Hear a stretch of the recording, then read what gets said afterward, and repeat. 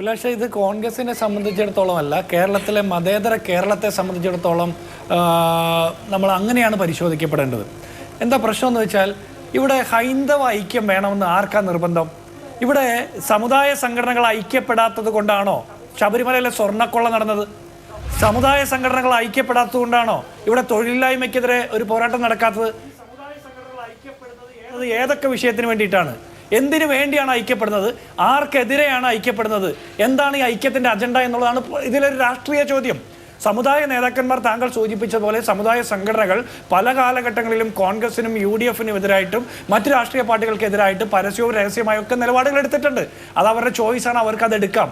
അതിനൊന്നും കുഴപ്പമില്ല. ഓരോ സമുദായ സംഘടനയും സ്വന്തം സമുദായത്തിൽ പെടുന്ന സമുദായങ്ങളുടെ ഉന്നമനത്തിന് വേണ്ടിയിട്ട് പ്രവർത്തിക്കുകയും അതിനുവേണ്ടി വാദിക്കുകയും ചെയ്യുന്നതിൽ ഒരു തെറ്റുമില്ല.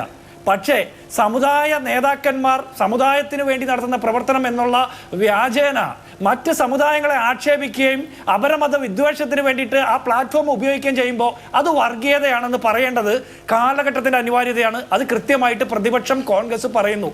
അത്രയേ ഉള്ളൂ. അതിൽ ഏതെങ്കിലും നേതാക്കന്മാർ, സമുദായ നേതാക്കന്മാർ പ്രത്യേകം വികാരം കൊണ്ട് പ്രതിപക്ഷ നേതാവിനെ ആക്രമിച്ചിട്ട് കാര്യമില്ല. ഞാനൊരു കാര്യം ചോദിക്കട്ടെ അഭിലാഷേ, ഇപ്പോൾ ഈ സമുദായ സംഘടനകൾ ഐക്യപ്പെടുന്നത് അവർ പോസിറ്റീവായിട്ടുള്ള കാര്യങ്ങൾക്ക് ഐക്യപ്പെടട്ടെ. അവർ ഐക്യപ്പെടുന്നത് മുസ്ലിം ലീഗിനും മുസ്ലിമിനും എതിരായിട്ടാണെങ്കിൽ അത് എന്ത് തരം ഐക്യമാണ്? അതൊരു വർഗീയ ധ്രുവീകരണ ലക്ഷ്യമാണ്. അതുകൊണ്ട് ഉദ്ദേശിക്കുന്നത് നിലവിൽ കേരളം ഭരിക്കുന്ന സർക്കാരിന് അനുകൂലമായിട്ട് ഭരണവിരുദ്ധ വികാരത്തിൽ നിൽക്കുന്ന മനുഷ്യരെ പല കള്ളികളിലാക്കി ഭിന്നിപ്പിച്ച് സർക്കാരിന് തുടർഭരണം കൊടുക്കാൻ വേണ്ടിയിട്ടും അതേസമയം കേന്ദ്രത്തിൽ ഭരിക്കുന്ന നരേന്ദ്രമോദി സർക്കാരിന് പിന്തുണ കൊടുക്കാൻ വേണ്ടിയിട്ടാണ്. അതുകൊണ്ടാണ് വെള്ളാപ്പള്ളി നടേശന്റെ മകനായിട്ട് കൂടി BDJS-ന്റെ നേതാവായ തുഷാർ വെള്ളാപ്പള്ളിയെ സന്ധി സംഭാഷണത്തിന് വിടുന്നത്. അപ്പോൾ അത് സെൻസ് ചെയ്യാൻ സുകുമാരൻ നായർക്ക് സാധിച്ചു എന്നുള്ളത് നമ്മൾ മനസ്സിലാക്കണം. ഇനി ഒരു കാര്യം കൂടി എനിക്ക് ചോദിക്കാനുണ്ട്. 55% വരുന്ന കേരളത്തിലെ ഹിന്ദു വിഭാഗത്തിൽപ്പെട്ട ആളുകൾ, 18% വരുന്ന ക്രൈസ്തവർ, ഇവരെല്ലാവരും കൂടി ചേർന്ന് നായാടി മുതൽ നസ്രാണി വരെ ഐക്യപ്പെട്ട് ആർക്കെതിരെയാ പോരാടേണ്ടത്? വെള്ളാപ്പള്ളി നടേശൻ പോരാടാൻ പറയുന്നത് മുസ്ലിം ലീഗിനെതിരെ. ഈ മുസ്ലിം ലീഗിന് എന്താ പ്രശ്നം? അതൊരു രാഷ്ട്രീയ പാർട്ടിയാണ്. അതിൽ മുസ്ലിം എന്നുള്ളൊരു പേരുള്ളത് കൊണ്ടാണ് ഈ പോരാട്ടം നടത്തുന്നത്. അപ്പോൾ 55% വരുന്ന ഹൈന്ദവ വിഭാഗത്തിൽപ്പെട്ട ആളുകളും 10-18% വരുന്ന ക്രൈസ്തവരും ചേർന്ന് 25% വരുന്ന മുസ്ലിങ്ങൾക്കെതിരെ പോരാടിയാൽ കേരളത്തിലെ സമസ്ത പ്രശ്നങ്ങൾക്ക് പരിഹാരമാകുമോ? ഇവിടുത്തെ തൊഴിലില്ലായ്മയ്ക്ക്, വിലക്കയറ്റത്തിന്, തെരുവ് നായയുടെ അക്രമത്തിന്, ആശുപത്രികൾ ഇടിഞ്ഞു വീണ് മനുഷ്യർ മരിക്കുന്നത്, അപ്പോൾ ഏത് മേഖല എടുത്താലും ഇതിന് പരിഹാരമാകുന്നത് സമുദായ സംഘടനകൾ ഐക്യപ്പെട്ട് വർഗീയ ധ്രുവീകരണം നടത്തുന്നതിലൂടെയല്ല. അപ്പൊ ഈ ഐക്യത്തിന് വേണ്ടിയിട്ടുള്ള ആഹ്വാനം അത് കൃത്യമായിട്ട് രാഷ്ട്രീയ ലക്ഷ്യം വെച്ചുള്ളതാണെന്ന് തിരിച്ചറിഞ്ഞപ്പോൾ NSS നേതൃത്വം അത് തിരുത്തി. ഇനി ഒരു കാര്യം കൂടി പറയാം. ഇവിടെ ജിതിൻ ദേവ് പറഞ്ഞൊരു കാര്യമുണ്ട്, മറ്റേ പത്മവിഭൂഷണ് ആളുകളെ സെലക്ട് ചെയ്യുന്നത് രാഷ്ട്രീയം വെച്ചല്ലെന്ന്.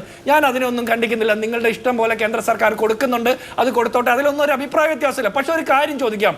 ഈ രാജ്യത്തിന്റെ നിയമവ്യവസ്ഥയ്ക്ക് അനുഗുണമല്ലാത്ത രീതിയിൽ കുറ്റം ചെയ്തതിന്റെ പേരിൽ 124 തട്ടിപ്പ് കേസിൽ പ്രതിയായിട്ടുള്ള ഒരാൾ, ആത്മഹത്യ കേസിൽ പ്രതിയാക്കപ്പെട്ടിട്ടുള്ള ഒരാൾ, അക്രമ കേസിൽ പ്രതിയാക്കപ്പെട്ട ഒരാൾ, ക്രിമിനൽ കേസിൽ പ്രതിയാക്കപ്പെട്ട ഒരാൾക്ക് പത്മവിഭൂഷൺ സംസ്ഥാന സർക്കാരിന്റെ ശുപാർശയിൽ പോലും ഇല്ലാത്ത ഒരാൾക്ക് പത്മവിഭൂഷൺ കൊടുക്കുമ്പോൾ അത് തെരഞ്ഞെടുപ്പ് മുന്നിൽ കണ്ടിട്ടുള്ള ചില ധ്രുവീകരണ താല്പര്യമാണെന്ന് ആളുകൾ സംശയിക്കും. അതിന് നിങ്ങൾക്ക് എന്താ മറുപടി? ഇപ്പൊ സുകുമാരൻ നായർ തന്നെ ഇന്ന് പറഞ്ഞിട്ടുണ്ടല്ലോ, പത്മവിഭൂഷൺ കൊടുത്തത് അത് ചില കെണിയാണെന്ന്. BJP ആ സ്റ്റേറ്റ്മെന്റിനോട് യോജിക്കുന്നുണ്ടോ? സുകുമാരൻ നായർ പറഞ്ഞ ആ സ്റ്റേറ്റ്മെന്റിനോട് താങ്കൾ യോജിക്കുന്നുണ്ടോ? BJP-യുടെ ഒഫീഷ്യൽ അഭിപ്രായം എന്താണ്?